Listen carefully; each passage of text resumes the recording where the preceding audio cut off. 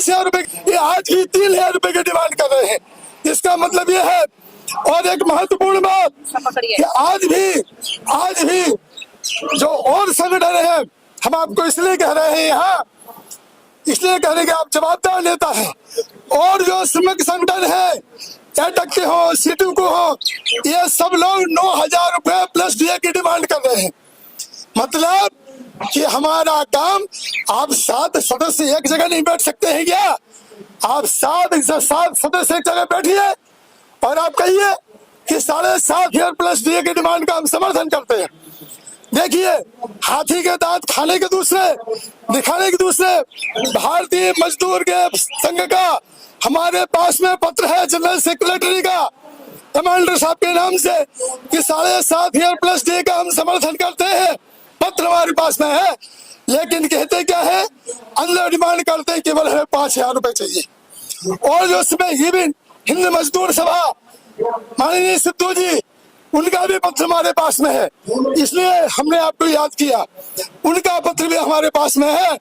उन्होंने कहा कि कमांडर साहब की डिमांड 7,500 प्लस डीए, इसका हम समर्थन करते हैं, लेकिन अंदर से फेडरेशन 9,000 प्लस डीए की बात कर रहा है। 7,500 प्लस डीए किस लिए? उसका कारण ये है कि हमारे पास में, कमांडर साहब के पास में जो टीम है, फाइनेंस की टीम, उसने सिद्ध कर दिया है कि 7,500 प्लस डीए ये हमारे पेंशन फंड के ब्याज से दिया जा सकता है। इसके लिए आपको और किसी कोई फंड की आवश्यकता नहीं है, इसलिए 7,500 प्लस डीए मांग रहे हैं। आपके माध्यम से आपसे प्रार्थना है, हम जितने सीबीटी मेंबर्स हैं, सबके पैर चाट चुके हैं। चाहे वो हमारे अमरजीत कौर हो, 10-10 बार हम लोगों ने पैर चाटे, 10-10 बार उनको जाके प्रार्थना की कि भैया एक डिमांड तो करो कम से कम। 7,500 प्लस डीए का जब डिमांड का आप समर्थन करते हैं, तो खुल के क्यों नहीं कहते हैं? आप सबके सब जितने भी श्रमिक संगठन है, 7,500 प्लस डीए की डिमांड कीजिए, हमारा समर्थन कीजिए। और जिस दिन अगर आप कल सबके सब सीबीटी मेंबर्स एक मत हो जाए, प्रधानमंत्री के पास में जाए, उनसे कहे कि हमारी एक ही डिमांड है 7,500 प्लस डीए, तो हम आपको विश्वास दिलाते हैं कि 7,500 प्लस डीए ये डिमांड हमारी तुरंत मंजूर हो जाएगी। लेकिन दूसरा पक्ष आपको हम बता देना चाहते हैं स्पष्ट रूप से, हम तो साधक लोग हैं, हमारे पास में शक्ति भी है और भक्ति भी है, और हरभजन सिंह सिद्धू जैसे माननीय महोदय का हमें आशीर्वाद भी है। इसलिए निश्चित रूप से हमें विजय मिलेगी, इसमें बिल्कुल शंका नहीं है। आपसे निवेदन है, आप हमारे मंच पे आए, हम आपको प्रणाम करते हैं, आपसे प्रार्थना करते हैं कि जितने 7 सीबीटी मेंबर्स हैं, उनसे कहिए कि 7,500 प्लस डीए की डिमांड को एक ही डिमांड उठाइए, और जिससे कि हमारे ऊपर अन्याय ना हो। इसके निवेदन के साथ हम अपनी वाणी को विराम देते हैं। बहुत बहुत धन्यवाद। आपका बाइट ली थी, और जो मैं बोला, मैं समझता हूँ कि हमारे साथी ने मेरी पूरी बात या तो सुन नहीं पाए या उनकी समझ में नहीं थी।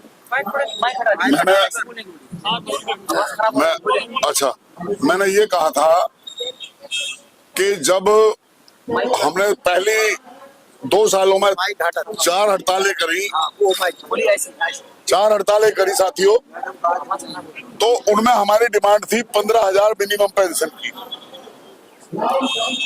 अब इन्होंने सलाह तो दी है कि भाई हम सब एक हो जाएं। मैं इनसे भी आगे की बात करता हूं कि जिस दिन इस देश में जितने भी केंद्रीय मजदूर संगठन हैं, अपने झंडे डंडे की लड़ाई छोड़कर और मजदूरों का केवल एक संगठन हो, जिसमें लोकतंत्र हो, बैलेट से चुनाव हो, और वो नेतृत्व चुना जाए, झंडे डंडे की लड़ाई छोड़ दें। अभी मैं आपको ये कह रहा था कि हिंद मजदूर सभा केवल एक ऐसा संगठन है जो प्योरली मजदूरों के मुद्दों को उठाता है और उन पर लड़ाई लड़ता है। और हम खुद मजदूर रहे हैं। हमारे यहाँ कोई लीडर ना तो किसी आश्रम से आया और ना पैरासूट से आया।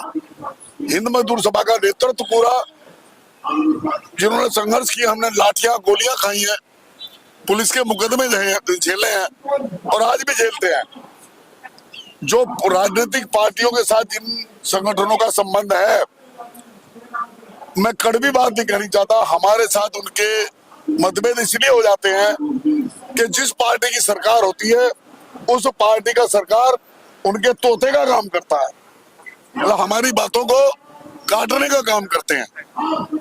मैं नाम नहीं लूंगा क्योंकि अगर हम एक दूसरे को आलोचना करने लगेंगे तो उससे और ज्यादा बिखराव आएगा। बहुत प्रयास किया है हिंद मजदूर सभा ने कि विपरीत धारा वाले संगठनों को भी जोड़कर राष्ट्रीय स्तर पर एक संयुक्त मजदूर संघर्ष समिति बना ली और उसके तहत हमने 4 हड़तालें कर ली और एक अब 16 को करने जा रहे हैं। तो जो संघर्ष हम कर रहे हैं, वर्कर की सैलरी कटती है, वर्कर की सुविधाएं कटती हैं, मैं समझूंगा जो वर्कर स्ट्राइक पर जाता है आज की इस महंगाई में वो बहुत बड़ा अपना बलिदान और त्याग कर रहा है। अब रही बात ये कि आपने 7.5 का मुद्दा रख दिया, 7,500 का, जब कॉन्स्टिट्यूशन क्लब में हमने मुद्दे दिए थे 15, आप आए थे सारे लोग, उसमें हमारा 8,000 था और आप खुद कह रहे हैं अपने मुंह से कि हरभजन जी ने कह दिया कि चिट्ठी दे दी कि हम 7,500 को आपके साथ सहमत है। तो फिर झगड़ा क्या रहेगा जब हमने कह दिया कि 7,500 जो आप कह रहे हो सहमत है। तो आप ये क्यों कहते हैं कि भाई जो एसडी त्यागी के मुंह से निकले वो तो सम्मान्य है, लेकिन जब सहमति बनानी होती है जो वहां पे सरकार, साथियों सुनो, सीबी टीम में जो मेजोरिटी है वो सरकार और जो मालिकों के प्रतिनिधि है उनकी है। आप जानते हैं पत्रकार है, मजदूर संगठन 1/3 रह गए और उसमें भी मजदूर संगठन बटे हुए हैं। भारतीय जनता बीएमएस का आप खुद बता रहे हैं तो क्या रोल करते हैं अंदर, वो बोलने से रोकते हैं दूसरे संगठनों को। इन तक को जो कांग्रेस की तो उन्होंने बाहर कर दिया इन ज्वाइंट कमेटियों से। अब रह गए वो कम्युनिस्ट और दूसरे। मतलब ये इतना आसान काम नहीं है साथियों के, कह दिया ये हो गया।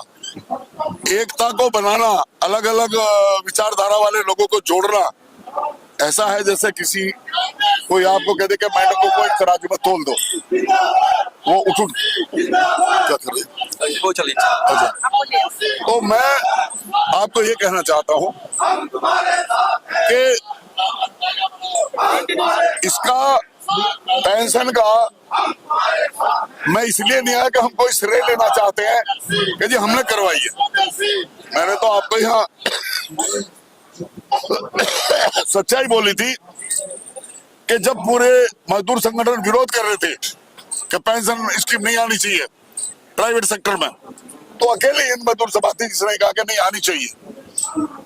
जब लागू होगी तो हम इसमें संशोधन सुधार करने का अधिकार प्राप्त कर लेंगे और लड़ाई लड़ेंगे, लेकिन अगर आएगी ही नहीं। आज जिनकी आप बात कर रहे हो कि वो ये कह रहे वो तो उस टाइम विरोध कर रहे थे पेंशन स्कीम का ही पूरी का। और आप ईपीएफ की पेंशन को छोड़ो, क्या सरकार ने सरकारी कर्मचारियों की पेंशन पर प्रहार नहीं किया? एनपीसी क्या है, क्या फौजियों की पेंशन पर प्रहार नहीं किया? क्या अग्निवीरों की पेंशन पर प्रहार नहीं किया? हम सरकार की कर्मचारी विरोधी नीतियों के खिलाफ संघर्ष कर रहे हैं, सभी के। हम इसलिए संघर्ष नहीं कर रहे कि मैं मजदूर हूं, सिर्फ मेरी 7,500 पेंशन बढ़ जाए तो हमारी समस्याएं हल नहीं होंगी।